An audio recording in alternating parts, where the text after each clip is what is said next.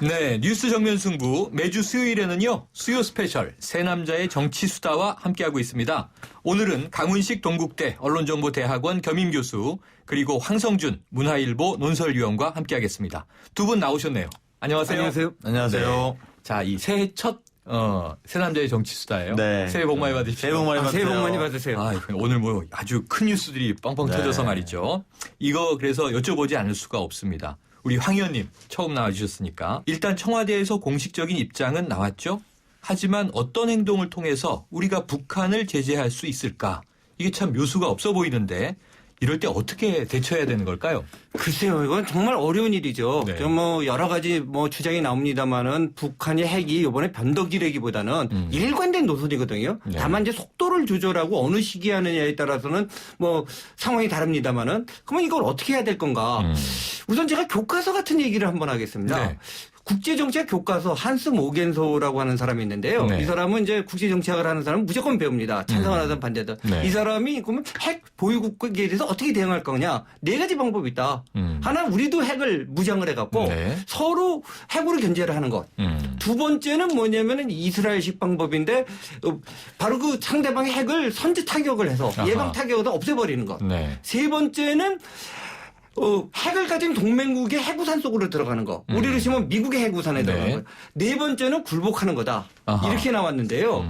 사실은 그 네 가지 다 이 대한민국 사정에서는 어려운 방법입니다. 네. 그랬을 때 이제 결국은 네 번째는 있을 수 없는 거고요. 앞에 세 가지 방법을 어떻게 조금 조화롭게 믹스하고 밀고 네. 당기느냐 이런 문제에서 답이 나오지 않을까 생각합니다. 아, 그렇군요. 근데 저는 사실 이번에 이제 사실 네. 약간 놀랬던 것은 우리나라 국정원의 정보 능력에 대해서 한번 사실 되짚어 봐야 된다. 네. 왜냐하면 너무 몰랐던 거죠. 오늘 아침에 사실 국민들 굉장히 많이 놀랐습니다. 네. 사실은 보통 이런 징후가 있지 않습니까? 이게 사실은 뭐 이야기 나오는 게 오늘 지진으로 따지면 5.1 정도의 강도라고 하면 처음엔 그렇게 나왔죠. 그렇습니다. 그러니까 처음 그 정도 나온 걸로 따지면 그러니까 1차, 2차, 3차 때마다 이게 TNT 소위 말해 다이너마이트로의 이 강도들이 이게 세지고 있는데 그렇죠. 한 6천 톤 정도 된다는 거예요. 아하. 그러면 6천 톤 정도의 뭐 수소 폭탄이든 아니든 걸 떠나서 네. 그 정도의 강도의 움직임이 있었을 것인데 이 부분에 대한 국정원의 어떤 정보 능력 이거 한번 좀 되짚어봐야 된다 이런 생각 들고 두 번째는 왜 과연 이 시기일까? 북한의 입장에서 네. 근데 특히 이제 국제관계적인 측면에서는 보면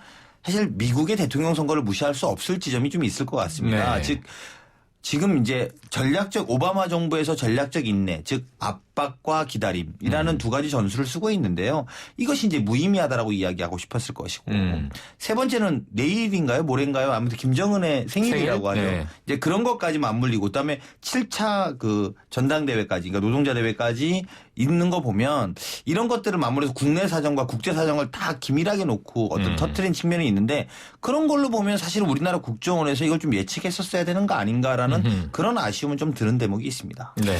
제가 뭐 국정원을 옹호하는 건 아니고요. 네. 이제 이렇게 엇갈린 반응들이 나왔습니다. 네네. 사실은 이제 김정은이 벌써 12월 달, 더 정하면 10월 달 정도에 뭐 수소폭탄 얘기를 꺼냈었거든요. 네. 그랬을 때 이제 국정원의 주류는 좀, 세속말로 뻥하다. 아하. 너무 이제 과하게 얘기한 거고 아직까지 네네. 거의 못 갔다라고 얘기한 반면에요.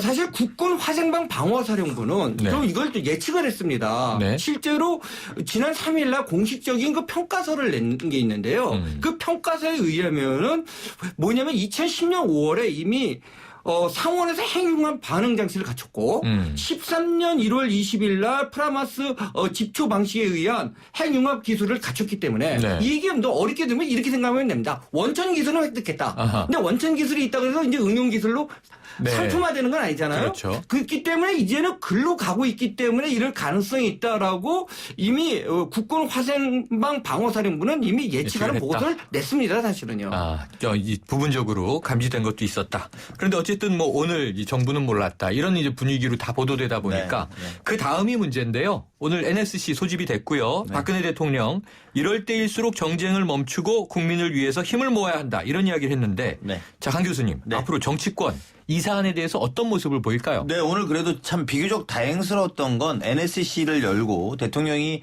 기민하게 움직인 건 사실인 것 같습니다. 그리고 이제 신속하게 그렇게 움직이면서 어쨌든 국가안전보장회의를 열어서 조치를 한 것, 그리고 그것이 국방부 브리핑을 통해서 일정 정도 나오는 것이 아마 국민들의 동요를 더 이상 내지 않은 것의 장점들은 분명히 있었다. 이렇게 측면이 생각입니다. 특히나 여야 정치권 이제 두 가지 측면이 다 있는 것 같습니다. 한 가지는 이런 것들 그런 이렇게 큰 빅 이슈가 터지면 대충 다른 걸 넘어가려고 하는 여야의 어떤 행태가 있습니다. 지금 어쨌든 선거법 관련 선거구 획정 관련 문제라든지 이런 것들이 어영부영 넘어갈 가능성이 있습니다. 근데 이게 8일 날이 지나면 2월 달까지 가야 되거든요. 이러면 굉장히 큰 문제입니다. 너무 빅 이슈이긴 합니다만 할 일은 하고 빅 이슈를 넘겨야 된다. 이런 거 한 가지 지적하고 싶고요. 두 번째는 이때야말로 특히 야당한테 좀 부탁드리고 싶은 건데 이때야말로 초당적인 협력이 필요할 때 아닌가. 국가의 어떤 안위의 문제 그리고 특히 수소폭탄 또 대북의 문제에 대해서는 초당적인 협력으로 크게 가는 것이 오히려 국민들로 하여금은 더 안정감 있는 야당. 요즘에 야당이 유능한 경제전당 그리고 뭐 튼튼한 든든한 안보정당 이야기하고 있으니까 그런 모습들 좀 기대해 볼 수 있는 것 아니냐. 그리고 마지막으로 여당도 이 문제를 그냥 넘기지 말고 어떤 선거구 획정이라는 민생 문제를 좀 챙기면서 그렇게 좀 대통령이 힘을 실어주는 모습을 좀 다른 측면에서 보여줘야 되겠다 이런 생각이 듭니다. 자, 이게 수소탄인지 아닌지는 확인이 필요하지만 어쨌든 이제 북이 4차 핵실험을 한 국면에서 황 의원님도 여야 정치권에 좀 한 말씀 해주신다면요. 지금 뭐 강 교수님 너무나 잘 말씀해 주셨는데요. 뭐 저는 이걸 갖다 비판하는 사람도 있지만 다행이라고 보는 게 지금 그렇게 주식값이 떨어지지 않았거든요. 이게 나쁘게 하면 안보식이 나쁘다고 해석하는 것도 있지만요. 또 하나는 이럴 때 동요해야 김정은만 좋은 일 시켜주는 겁니다. 그래서 이게 굉장히 중요한 문제입니다. 그렇지만 그렇다고 해서 우리가 평상시에 살아가는 경제활동이라든지 정치 일정이 이걸로 깨질 이유는 없다고 봅니다. 이것대로 가야죠.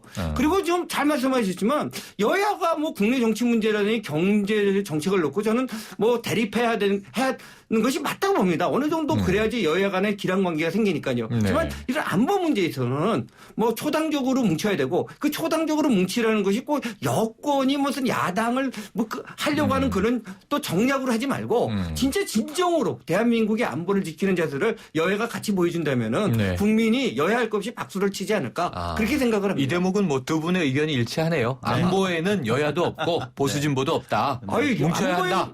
안보는 생존의 문제입니다. 그럼 우리 다 같이 협력을 해야죠. 안보는 생존의 문제다. 하지만 이제 자신들이 할 일은 해야 되는데 지금 이 이슈 아까 이 강 교수님 말씀 주셨는데요. 선거구 획정 말이에요. 지난주에도 성토했잖아요. 맞습니다. 그런데 지금 1월 8일 내일 모레 아닙니까? 근데 오늘 북핵은 터졌고 지금 이거 그냥 넘어가는 건가요? 어떻게 됩니까? 그렇게 갈 가능성에 대해서 국민들과 함께 경고하지 않으면 안 됩니다. 왜냐하면 이게 지금 이제 마지막으로 남은 임시회가 2월 8일이기 때문에 2월 8일이 마지막 찬스고 그렇게 따지면 여야 대표들이 합의할 수 있는 게 오늘과 내일 양일밖에 안 남았습니다. 그러네요. 그리고 나서 이제 본회의에서 통과시킬 거를 결정하는 건데 이때 결정되지 않는다. 자 이제 이러면 어떤 상황이 벌어지는지만 잠깐만 짚어보겠습니다. 그러면 후보자는 더 이상 등록하지 못하고 2월 달까지 가야 됩니다. 현재 법으로는 왜냐하면 선거구가 없기 때문에 새로운 후보 등록을 지금도 못 받거든요. 12월 말부터 1월 1일부터 새로운 후보 등록을 받지 못합니다. 다만 기존에 후보 등록하신 분만 선거운동을 불법이지만 선관위의 재량으로 용인해주고 있습니다. 단속하지 않겠다. 단속하지는 않겠다. 하지만 이건 합법은 아닙니다. 근데 물론 국가가 뭐 어떤 국회가 저렇게 하는데 어떻게 이해해야 되지 않겠습니까? 그렇지만 문제는 뭐냐.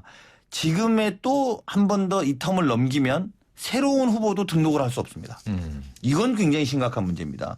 이거는 아마 후보를 등록하고 싶어도 등록하지 못하는 참정권의 문제라든지 모든 헌법에 관련된 모든 소송과 문제가 될 가능성이 있기 때문에 국회로서는 굉장히 부끄러운 사태가 벌어질 가능성이 있다라고 보여지고요. 더불어 우리 아까 잠깐 했던 이야기 좀 추가로 하면 저는 북한의 문제인데 이번에 그렇게 하는 것이 아마 대북 정책, 즉 미국의 대북 정책을 바꾸라는 선거 때 이런 메시지니까 특히 여당이나 이런 데서 미국에서 그렇지 않다. 한국의 안보 걱정하지 마라. 이런 좀 건강한 시그널을 좀 보낼 필요도 있다. 지금 뭐 이게 선거구 획정 관련해서는 절박하고 심각하고 우려가 되는 이야기를 해 주셨는데 그럼 황 의원님 이게 선거구 획정이 극적으로 이번 주에 타결될 가능성 있다고 보세요?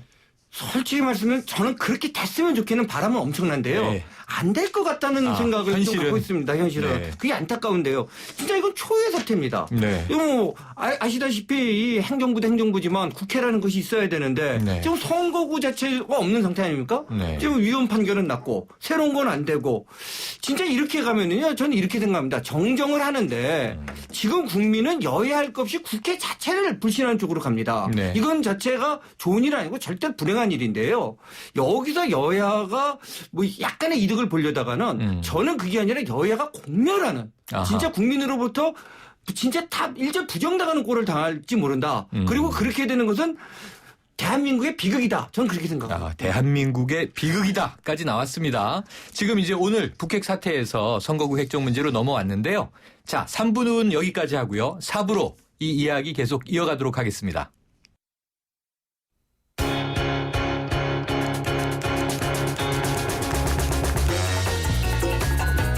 듣는 사람이 행복한 라디오 최영일의 YTN 뉴스 정면 승부. 뉴스 정면 승부 4부 시작합니다. 수요 스페셜 새 남자의 정치수다. 강훈식 동국대 언론정보대학원 겸임교수와 황성준 문화일보 논설위원 두 분과 계속 이야기 이어가겠습니다. 여러분 의견은 문자 샵 0945로 보내주시고요. 짧은 문자 50원, 긴 문자 100원에 정보 이용료가 있습니다. 자, 아까 하던 이야기 계속 이어갈 텐데요. 네. 이 초유의 사태다. 참 이 심각한 상황이다. 다 이제 성토를 해주셨는데 참 이 이야기 보고 이제 깜짝 놀랐는데요. 예비 후보들이 국회를 상대로 소송을 제기하지 않았습니까? 네. 그런데 일단 검찰은 수사에 착수한다고 하는데 이 입법부인 국회가 피고의 신분이 된 것이 그렇죠. 51년 만에 처음이라고 하네요. 네. 어떻게 느끼셨어요? 그러니까 진짜 그게 1965년으로 기억하는데 이제 한일 정상회담 그 네. 문제 때문에 이제 국회를 이제 성토하면서 했는데요. 진짜 국회 자체를 기소한다. 진짜 이건 희극인데 너무 희극이다 보니까 이제 비극이 된 것 같아요. 그러니까 아까 비극론을 진짜 계속 주장해 주셨는데요. 네. 그래서 이건 아마 검찰 수사 그 자체는 큰 의미는 없을 것 같은데요. 법리적으로는 제가 잘 모르겠지만. 네. 그렇지만 이것이 던지는 메시지와 정치적 행위는 분명하다 봅니다. 진짜 이래서는 안 된다. 진짜 국회는 진짜 구속수사 대상이다. 아하. 구속수사 대상이다. 네, 편이 좀 거친지는 모릅니다만은 네. 그거를 보여주는 거라고 생각합니다. 법적으로 큰 의미는 없겠으나 하지만 상징적으로 국회에 속해 있는 모든 사람들이 이 모욕감을 크게 느껴야 마땅한 거 아니에요? 그렇게 되면 참 다행인데 네. 이제 안 느낄까봐 걱정. 안 느낄까 봐. 어쩌면 좋아요. 어쩌면 좋아요. 그러니까 사실은 국회의원들이나 국회에 계신 분들이 이것을 모욕감을 느끼고 네. 사실은 이건 정말 잘못됐다라고 느끼면 다행일 텐데 그렇지 않을까봐 국민들이 더 답답한 것이죠. 네. 사실은 이제 제가 그런 말씀 드린 적이 있습니다만 만약에 1월 1일부터 모두게 지금 선거운동이 불법이지 않습니까? 그렇죠. 근데 만약에 현역 국회의원을 지금 선거운동 못하게 선거관리위원회가 제재를 하면 어떻게 할까요? 그럼 아마 통과될 겁니다. 바로. 바로 통과될 겁니다. 그러니까 본인들의 기득권과 밥그릇 문제, 이 문제로 국민들이 바라볼 수 없는 것이라는 거죠. 그러니까 지금의 국면도 사실 마찬가지입니다. 국민들의 입장에 선거구가 어떻게 나지든 이렇게 나지든 저렇게 나지든 예민하지 않습니다. 다만 국민들이 화가 나는 건 이것조차 합의를 못해? 아하. 이런 것에 그리고 합의하지 않고 너희들만 계속 기득권을 유지해? 라는 게 어떤 기성정치에 대한 불만 어떤 이런 걸로 옮겨가고 있는 것이고요. 네. 그런 면에서 아까 제가 말씀드린 것처럼 진짜 강력한 중앙선거관리위원회도 혹시 이 방송을 들으시면 이제 뭐 기존에 하던 뭐 후보는 계속 하셔도 돼요가 아니라 국회의원도 이제 선거도 못합니다라는 어떤 당당한 목소리를 좀 해서 네. 공정선거에 대한 의지를 보여줄 필요가 있다 이런 생각이 듭니다. 그렇군요. 자, 요거 하나 여쭤볼게요. 이 선거 연령을 18살로 낮추는 방안이 거론되고 있어요. 야당은 이번 4월 총선부터 적용을 해주면 합의해주면 쟁점 법안 처리를 고려해보겠다 이렇게 나왔지만 여당은 거부했는데요. 야당이 왜 이런 카드를 들고 나온 겁니까? 저는 좀 역시 원론부터 말씀드리겠습니다. 네. 저는 18세로 이내는 세계적인 추세고 네. 우리도 좀 그쪽으로 가는 것이 맞지 않는가 하는 네. 생각을 합니다. 네. 그리고 일부에서는 이제 고3 학생 얘기를 하는데 네. 사실 만 18세 되는 고3 학생이 4월 달에 맞이하는 숫자는 많지 않습니다. 네. 그런데 이제 그럼에도 불구하고 좀 이제 야당의 행동에 대해서는 또 한마디 말씀드리고 싶은 게요. 네. 이거 진지하게 조금 얘기를 했으면은 이런 식의 원론적인 논의를 했으면은 저는 많은 국민이 공감했을 것 같은데요. 네. 일반 국민이 볼 때 지금 꺼내는 건 뭔가 정치적인 정략, 당략으로 비춰지거든요. 네, 상황상.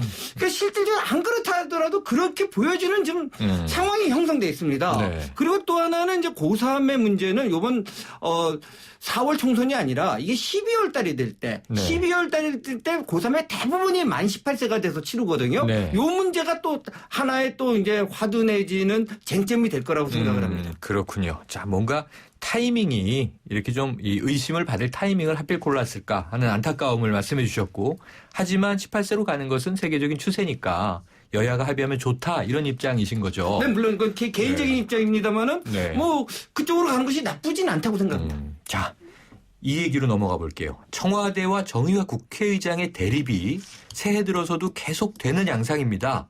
청와대 참모들이 정 의장에 대해서 비판을 쏟아냈다고 하는데 강 교수님 어떤 이야기들이 나왔나요? 아마도 이제 지금 청와대 입장에서는 경제 관련 법안을 꼭 좀 통과시켜 달라. 네. 그러고 있고 사실 이게 이제 지금 청와대가 그렇게 이야기하면서 선거구 획정위와 맞물려서 올해까지 넘어온 것 아니겠습니까? 네. 작년에 해결됐어야 되는 문제라고 청와대 입장에선 네. 선거구 획정 문제가 아니라 경제 관련 법안을 그렇게 보고 있는데 문제는 국회의장, 정의화 의장은 선거구 획정 법안만이 심각한 것이고 경제 관련 법안은 여야가 합의 봐서 왔으면 좋겠다는 입장을 고수하고 있는 것이죠. 직권상정 대상이 아니다 그랬었죠. 아니다라고 이야기했죠. 근데 문제는 이것 자체를 약간 괘씸해하는 청와대의 기류가 네. 감지되고 있다라는 것이죠. 네. 근데 이 대목에 사실 좀 청와대에 계신 분들한테 좀 아프지만 말씀을 좀 드리면 네. 이건 사실 입법권과 어쨌든 행정부 또 이제 간의 문제입니다. 분립이다. 상권 분립의 문제입니다. 그러니까 그 문제를 너무 어렵게 또 이렇게 비판하시기보단 사실 내년 4월 이후에는 국회의원 다시 뽑습니다. 네. 의장님도 바뀌고요. 근데 지금 이렇게 물론 3개월 때문에 그렇다고 하지만 그렇게 경제가 시급하다면 저는 뭐 개인적으로는 경제부총리 최경환 부총리가 나가시는 걸 막았어야 된다 이렇게 생각을 하지만 아하, 네. 그런 문제 이전에 이건 사실은 너무 그렇게 입법권을 몰아붙이는 것보다 조금 더 관대하게 조금 더 하지만 냉철하게 하는 모습이 국민들로 하여금은 오히려 안정감을 줄 수 있지 않을까. 네. 정호영 의장한테 불만 가질 수 있죠. 원하시는 법안이 통과되지 않는다고 해서 그걸 불만을 하기보다는 뭐 아쉽지만 이거는 꼭 해달라 이런 식의 어떤 좀 흐름을 좀 만들어가는 그런 아쉬움이 좀 듭니다. 그렇군요. 네. 자, 이 앞으로 양측 갈등이 더 고조될까 하는 이제 전망에 대한 궁금증이 있고요. 황 의원님. 그리고 또 이 국회의장과 청와대, 지금 국회의장과 대통령, 삼권 분립 헌법상에 명시되어 있고 좋은데 그래도 이렇게 갈등이 공개적으로 노출되는 것. 이게 민심도 그렇고 국민들 마음 뒤숭숭하고 이거 좀 경계해야 되는 거 아닙니까? 그런데 이제 두 가지 문제가 있는 것 같습니다. 첫 번째 이제 근본적으로 지금 선진화법이 좀 저는 문제가 있다고 보고 아하, 있고요. 네. 그래서 아무런 지금 입법부가 사실은 뭐 거의 파업 상태 아닙니까? 식물국회라는 얘기 많이 식물 했죠. 정도가 아니라 네. 그래서 일부에서는 진짜 무노동 무임금 원칙을 국회에다가 적용해야 된다. 아하. 국회의원들 전부 세비를 주지 말아야 된다는 네. 진짜 초원법적인 극단적인 말이 나올 정도가 됐고요. 그다음에 이제 정의화 국회의장이 얘기하는 거 이거 자체를 아직 국가 비상사태로 보기에는 무리다라는 말은 일리가 있다고 생각합니다. 네. 그런데 또 한 가지 그 일리를 있음에도 불구하고 그걸 정당화 못 시켜주는 게 네. 나머지 경제법안이나 이런 문제는 맞는데요. 사실 아까도 했지만 지금 헌정이 중단될 위기까지 가게 만든 건 지금 선거구 문제 네, 아닙니까? 네. 여기에 대해서는 뭔가 좀 용단을 내려주셔야 되는데 좀 요즘에 유행하는 책이 미움받을 용기라는 책이 있다고 아하, 하는데 네. 이거를 한번 읽어보셔야 되지 않는가 하는 생각이 들고요. 요거는 좀 조심스러운 얘기인데 정의화 의장의 소신이 다당제라는 얘기가 있어요. 네. 그래서 일부에서 이제 본인의 의사와 관계없이 이제 정가의 참새들은 바로 다당제를 원하시기 때문에 저런 식의 태도를 보이지 않는가 하는 그런 조금 약간의 의구심 같은 거 있습니다. 그러니까 정치적인 포석이 아닌가 하는. 네, 그렇죠. 아하. 자, 이 정의화 국회의장에게 황 의원님은 미움받을 용기라는 책을 권해주셨는데 네. 이게 참 초유의 상황입니다. 다음 얘기 넘어가 볼게요. 네네. 이게 지금 1월 8일 내일 모레 지켜보기로 하고요. 좀 네. 극적인 화해와 타결 한번 기대해 보겠습니다. 자, 더불어민주당 계속해서 지금 외부 인재 영입 소식 나오고 있죠. 오늘도 또 한 분 있었죠.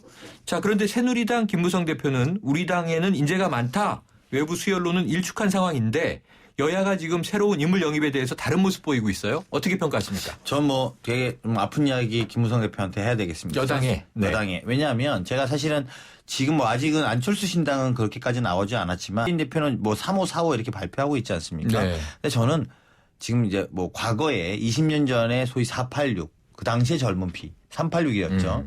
그 이후로 사실 야당이 인재 수요라는 건 제대로 좀 처음 해보는 것 같은 느낌이 들고요. 아하. 추가로 안철수 신당과 경쟁하는 모습이 좋습니다. 왜냐하면 이 아까 우리가 이야기했던 국회의 무능력 또 새로 바꿔야 되는 것들을 인재 영입으로 극복할 수밖에 없습니다. 네. 그런데 더 잘할 수 있는 데가 어딜까요? 야당보다는 여당입니다.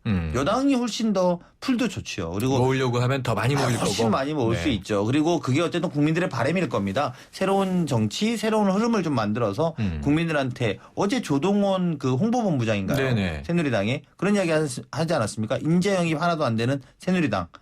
혁신은 마치 뭐 더불어민주당에 있고 우리는 마치 뭐 이게 안 좋은 거다 이런 식의 자아 비판적 발언들이 좀 나오는 걸 보면서 네. 그 정말로 맞다.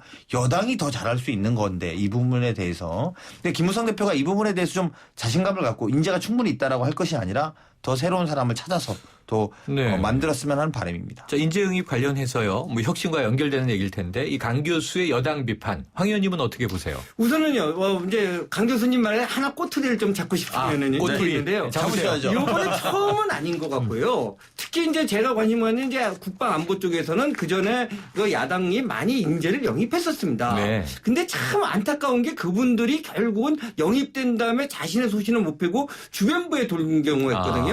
결국은 좀 친노 핵심이 결국은 나중에 써먹고 왕따시킨 경우들이 많아요. 영입만 해놓고 그래서 키워주질 제가 이제 않았다. 요번이 만약에 진짜 처음이 되려면은 네. 진짜 그렇게 하지 말고 진짜 단순히 얼굴로 활용하는 게 아니라 그분들의 재능을 활용하는 쪽으로 갔으면은 좋겠다. 그런 의미에서 처음이 돼야지 만약 이런 식으로 인재 영입 자체만으로는 처음이 아니었다. 이런 좀 네. 말씀을 하나 드리고 싶고요. 두 네. 번째, 우리나라 역대 선거를 보면요. 항상 건방을 떤 정당이 집니다. 아하. 근데 지금 김무성 재밌는 대표 표현이시네. 말이 옳고 그름을 떠나서 실제로 뭐 인재가 많겠죠. 그럼에도 불구하고 이 발언을 듣는 일반 국민들 심지어는 야당 지지자는 말할 것도 없고 여당 지지하는 사람조차도 네. 저거는 굉장히 건방진 발언이다라는 아하.